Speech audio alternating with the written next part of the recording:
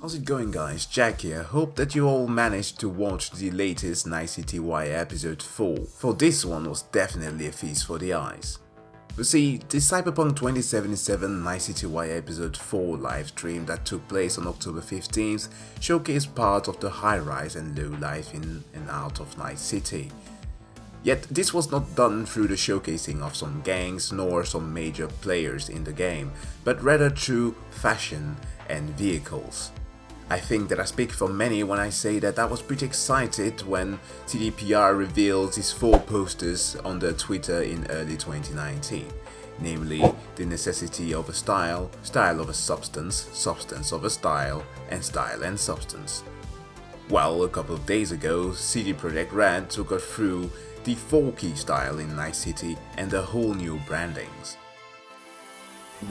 This entry was rebranded, or rather follows the concept of Entroprism.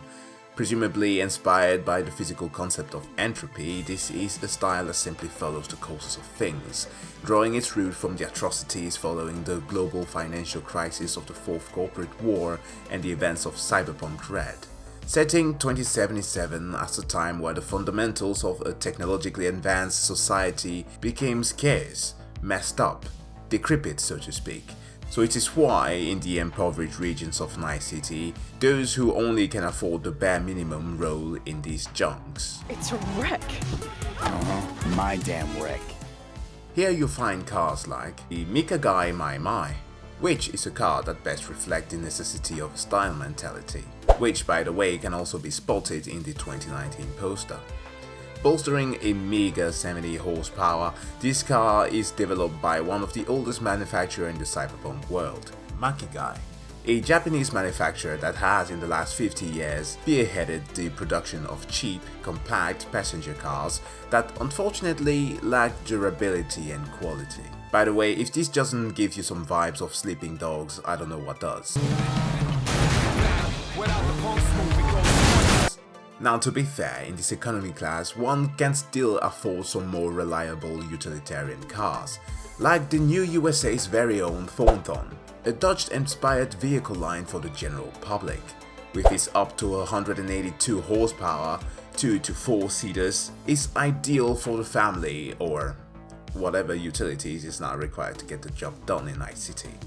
Now, being handed the wrong end of the stick in and outside of Nice City also means that you might have to stick to odd jobs or be there hard labor to make ends meet.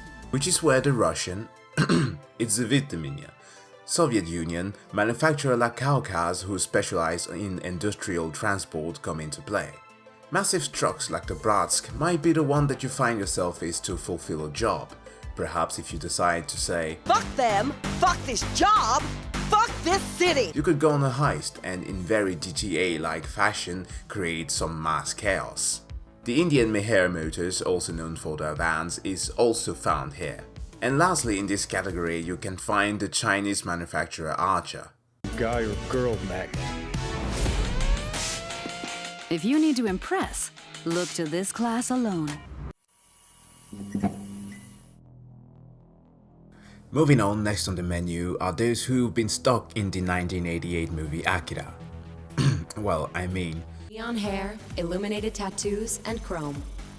Function comes second. The poster child of the early 90s till now, that is if punk remained predominant in pop culture as it was back then, Kitsch in Cyberpunk 2077 is a style that never faded. Here looks are everything, the flashier the better. So naturally this is also reflected on the vehicles that they drive. Let's get this one out of the way first, the Yaiba Kusanagi CT3H. Obviously inspired by Kenida's bike and also giving an homage to Major Motoko Kusanagi herself, this beast of a machine is powerful, highly customizable, and is sure to be heard roaring throughout all streets of Night City. Now the only thing that is to be known about this one is if it actually leaves lightning trails as you drift. Could be cool though. Now before we move on to the cars in this category, one special bike manufacturer that actually exists, IRL, was showcased in Cyberpunk 2077. I'm of course talking about the Arc Nassar CD, a motorcycle that came to development through a partnership between ARC Motorcycles and CD Projekt Red. The custom ARC Method 143 is a true monster, featuring a 2400cc and a V-twin engine producing 170 horsepower. This is... wow, I mean, look at it. Okay, focus. The company was founded in 2011 by Johnny Silverhand himself, Keanu Reeves and Gard Holliger. It's just a fun concept project that came to life not just IRL but also in-game. So, like many, I am super excited to getting my hand on this one once November 19th finally comes. Now moving on to the cars, as new corps emerge from the wreckage of the Fourth Corporate War, lower-ranked corporate officials like Vilford entered the car manufacturing business, providing first utilitarian vehicles like the Animals van seen in the Cyberpunk deep dive, but later on moved to cars more appropriate to the Kitsch style, like the Vilford Alvarado, a car that we've seen Padre and several other Valentinos drive. Featured here also is the Chevillon Frax, with one lastly seen in the possession of Fat T-Pain himself, Dexter DeShawn. With its limousine body and a sweet leather interior, this is the type of car that screams I mean business, and I own businesses.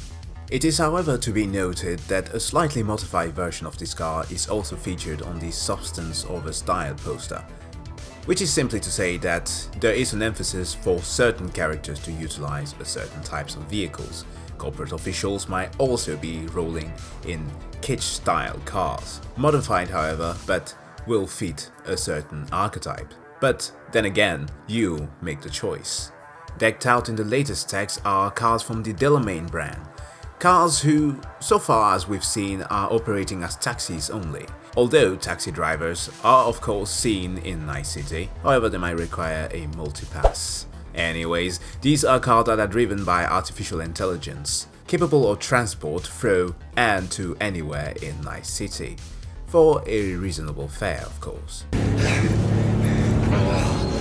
Jack? Oh shit!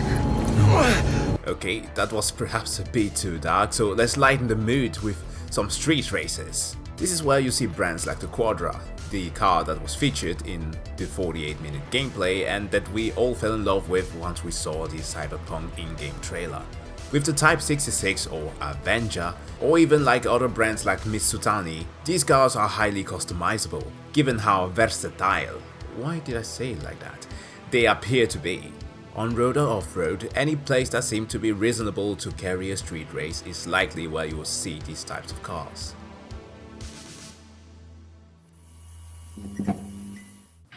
Well, moving away from the somewhat reasonable civilian cars to the engines of the corporate world, driven by sheer brute force, the many corporations of Night City, and by many I mean the big two, Militech and Arasaka, who both adhere to the Neo-militarism style, tend to stick to the vehicles made by either their respective companies or subgroups owned by said companies.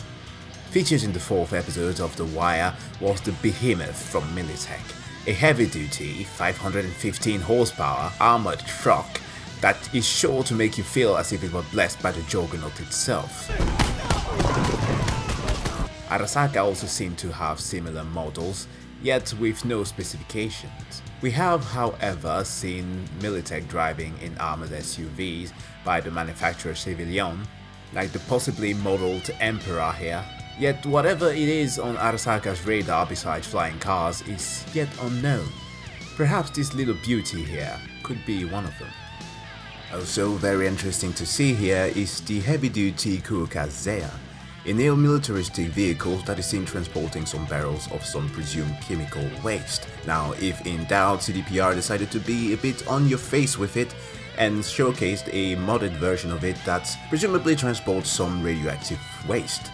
And this is very cool because similar to a certain other car that is going to be referenced here a bit later, the new American Night City has a very nasty history with radioactive attacks, with one especially standing out from the assault on the 144th floor Twin Towers of the headquarters of Arasaka in 2023, led by Morgan Blackhand, Johnny Silverhand, Shaitan, and just to name a few.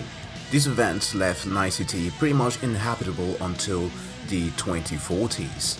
But what's even crazier is that there is presumably a second nuke, buried in the foundation of the original tower. And it might just be something that we'll have to deal with in the game. If there's going to be one feeling prominent in Night City for sure, it is going to be the pursuit of the high-rise, the chase after the top 1%. Thank you, Bernie Sanders. If you're like me, I've spent many hours on Pinterest browsing through bicycle parts, food recipes, and of course wasting precious sleep hours over the latest concept cars out there. CDPR has got your back, baby, and in fact it has left on it a big fat tattoo that spells excess. Because for anybody lucky enough to have the Eurodollars to get a taste of the exuberant lifestyle of Kitsch, top-tier luxury cars are the domains of the European manufacturers. Companies like Spain's Herrera and Great Britain's Rayfield are known for their superb quality cars and custom-made luxury limousines. Most models utilize a bleeding-edge technology called Crystal Dome, which projects external view within a fully enclosed windowless body, providing you with absolute protection and privacy. With the Spanish's flair for the exotic and the British's focus on power and aero, both of these companies will continue a 50-year-old feud of European influence, but now in the home of the untouchable elite, corporate CEOs, hedge funds managers, investment bankers, but also various celebrities. And lastly, CDPR showcased yet another partnership with another company, namely Porsche, with the classic 911 being now the main car of Johnny Silverhand. I'll have to thank GangsterRap623 for reminding me that in the original Cyberpunk 2020 book, which was released in 1988, Johnny Silverhand's original car was in fact a Porsche, given the release of the 911. Now I think that it is needless for me to go over the death of the man, but yeah, it's a bit on the nose here. But wow, so much was showcased in the 26-minute episode of this Night City Wire, and there is so much more to come. Also, almost as breathtaking as these beautiful vehicles that we got to see were the cosplay contest in the grand finale that was showcased earlier. So if you'd like to see that, definitely check out the CDPR's contest on their channel. The link is in the description below. With that said though, I hope that you are just as excited as I am to be revving up Night City in any of these machines. As always, if you liked the video, don't forget to give it a like, it lets me know that you like this type of content, and also consider subscribing if you want to see more in the future. Thanks a lot for watching, and don't forget, the future is yours for the taking.